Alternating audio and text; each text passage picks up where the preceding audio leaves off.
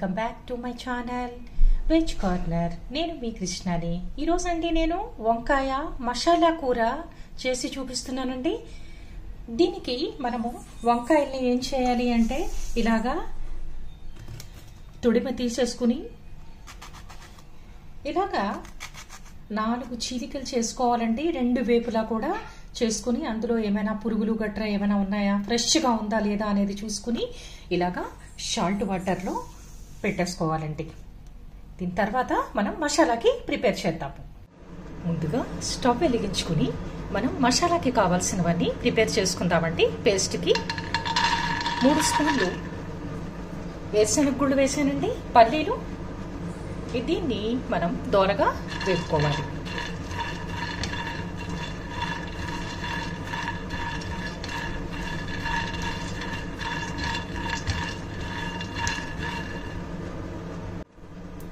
ఇది కొంచెం దోరగా వేగిన తర్వాత 2 స్పూన్లు ధనియాలు వేయాలండి, 1 స్పూను జీలకర్ర వేసానండి. ఇది కూడా మనం దోరగా వేపుకోవాలి. మన దగ్గర ఎండు కొబ్బరి పొడి ఉంటే పర్వాలేదండి, లేదు అంటే మనం ఎండు కొబ్బరి ముక్కల్ని ముందరే వేసుకుని వేపుకోవాలి, లేకపోతే పచ్చిగా ఉంటుందన్నమాట. అందుకనే నేను ముందరే యాడ్ చేస్తున్నాను. ఇది కూడా దాంతో పాటు వేగుతుంది.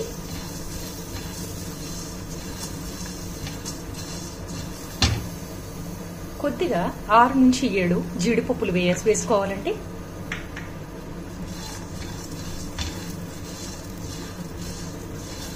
ఈ మసాలా కూర రైస్లోకి కానీ చపాతీలోకి కానీ రెండింటిలోకి చాలా బాగుంటుందండి. చాలా టేస్ట్గా ఉంటుంది కూర, కమ్మదనం ఉంటుంది అనమాట. మనం ఇంగ్రీడియంట్స్ అన్నీ వేస్తున్నాం కదా, అన్నీ దానివల్ల మంచి టేస్ట్ వస్తుంది. అసలు ఆ ఫ్లేవర్ కూడా చాలా సూపర్గా ఉంటుంది అనమాట. ఇది కూడా ఇలాగా దోరగా వేగిన తర్వాత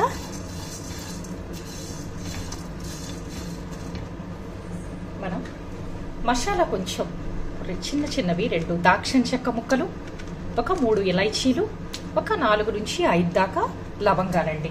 ఇవి కూడా వేసుకుని దోరగా వేపుకోవాలి. దోరగా వేగేయండి. ఇప్పుడు మనం 2 స్పూన్స్ నువ్వులు వేసుకోవాలండి. నువ్వులు వేసుకుని ఇది కూడా ఆల్రెడీ మనకు వేడిగానే ఉంది కాబట్టి మూకుడు మనకి నువ్వులు కూడా తొందరగానే వేగిపోతాయండి.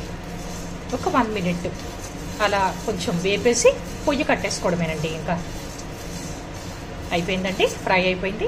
పొయ్యి కట్టేసుకుని దీన్ని చల్లారిన తర్వాత దీన్ని గ్రైండర్లో ఫైన్ పౌడర్ కింద చేసుకుందామండి. చల్లారిన తర్వాత ఇలా గ్రైండర్లోకి అన్ని ఇంగ్రీడియంట్స్ వేసేసుకుని దాంట్లోకి 10 నుంచి 11 వెల్లుల్లి రెబ్బలు, కొంచెం చిన్న అల్లం ముక్క వేసుకుని తర్వాత కారం, పసుపు, ఉప్పు తగినంత వేసుకోవాలండి.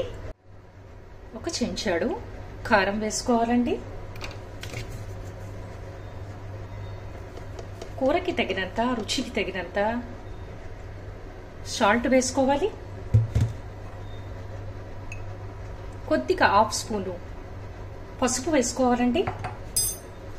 కొద్దిగా 1 చెంచాడు గరం మసాలా వేసుకుని మనం దీన్ని ఫైన్ పౌడర్ కింద చేసుకోవాలన్నమాట. ఇలాగా పౌడర్ కింద అయ్యిందండి. దీంట్లోని 1 పెద్ద ఉల్లిపాయ తీసుకుని ఇలా ముక్కలు చేసుకున్నానండి. నేను ముక్కలు చేసుకుని దీన్ని కూడా వేసేసుకుని కొంచెం కొత్తిమీర వేసానండి. కొత్తిమీర వేసేసి మళ్ళీ దీన్ని గ్రైండ్ చేసుకోవాలి. మనం కొంచెం వాటర్ యాడ్ చేసుకోవచ్చండి, మెత్తని పేస్ట్ కింద అవుతుంది. ఇలాగా ఫైన్ పేస్ట్ కింద ఆడుకోవాలండి. చాలా మంచి వాసన వస్తుందండి. అన్ని మంచి ఇంగ్రీడియంట్స్ కదా, చక్కగా చాలా బాగుందండి. దీన్ని మనం కాయల్లోకి స్టఫ్ చేసుకుని నూనెలోకి వేసుకుందామండి. నేను 1/2 కేజీ కాయలు తీసుకున్నాను. 1/2 కేజీ కాయలకి సరిపడ్డా నేను ఈ ఇంగ్రీడియంట్స్ అన్ని వేసాను అన్నమాట. కడాయి పొయ్యి మీద పెట్టుకున్నానండి. కూరకి తగినంత ఆయిల్ వేసుకున్నాను. 2 పులుసు గిరిట్ల ఆయిల్ పడుతుందండి. ఇప్పుడు నేనేం చేశానంటే వంకాయల్లో ఉండే నీళ్లు వాడతే వేసానండి. ఉప్పు నీళ్ళలో వేసాం కదా మనం ముందరమే. నేను ఇప్పుడు మీకు కాయల్లోకి ఈ పేస్ట్ ని మనం స్టఫ్ చేసేసుకుని ఆ కాయలు నూనెలోకి వేసేసుకుని ఫస్ట్ వేపుకోవాలండి.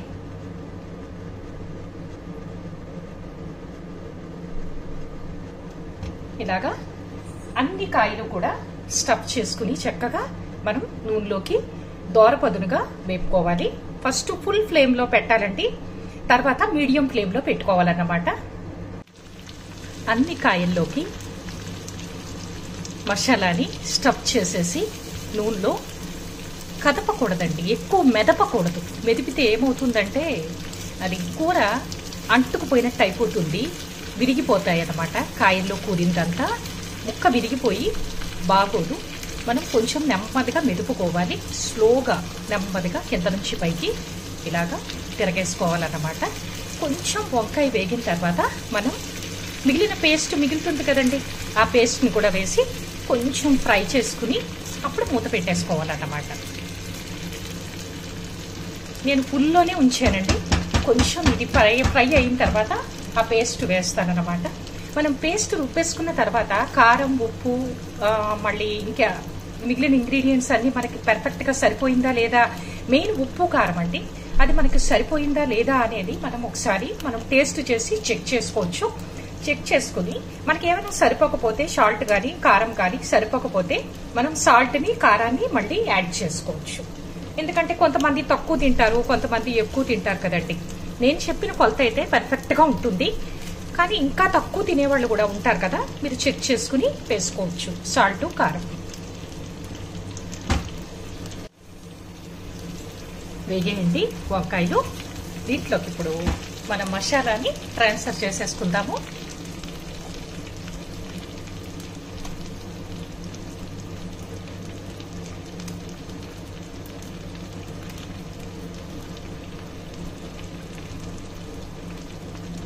దీన్ని కూడా మనం కొంచెం ఫ్రై అయ్యేలాగా చూసుకోవాలండి.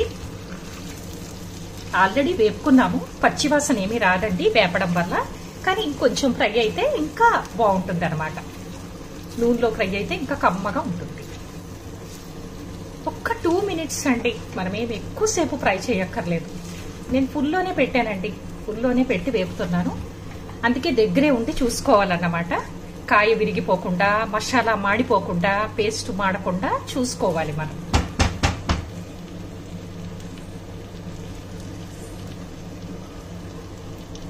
కొద్దిగా ఫ్రై అయిందండి, ఒక కప్పుడు నీళ్లు పోస్తున్నానండి, చాలండి సరిపోతుంది. మనం గ్లాస్ టాప్ మూత పెట్టేసుకుంటే ఒకసారి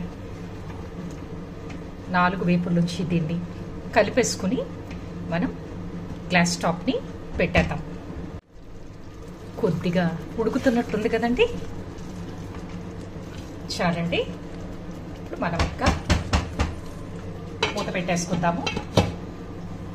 ఎవ్రీ 5 minutes ఒకసారి మనం చూసుకుంటే సరిపోతుందండి. కూర దగ్గర పడుతుంది కదండి, ఈ టైంలో మనం కొంచెం చిన్న సైజు నిమ్మకాయ సైజు చింతపండుని నానబెట్టుకుని దాని జ్యూస్ తీసుకుని ఇలాగా ఇందులోకి వేసేసుకోవాలండి. కొంచెం పులుపు ఉండి కూర చాలా బాగుంటుంది అనమాట. నెమ్మదిగా కలుపుకోవాలి, ఎందుకు అంటే బాగా ఉడికింది కదా, మళ్ళీ ముక్క విడిపోకుండా మనం ఒక్కసారి కలిపేసుకుంటే బాగుంటుంది.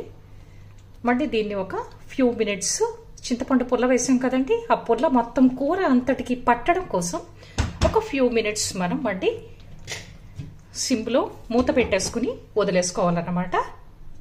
అంతేనండి, వంకాయ కూర రెడీ అయిపోయింది. మసాలా కూర అండి. తప్పకుండా మీరందరూ కూడా ట్రై చేయండి. ట్రై చేసి ఎలా వచ్చిందో కమెంట్ల రూపంలో నా బ్లాగ్లో తెలియజేయండి. Thank you so much for watching.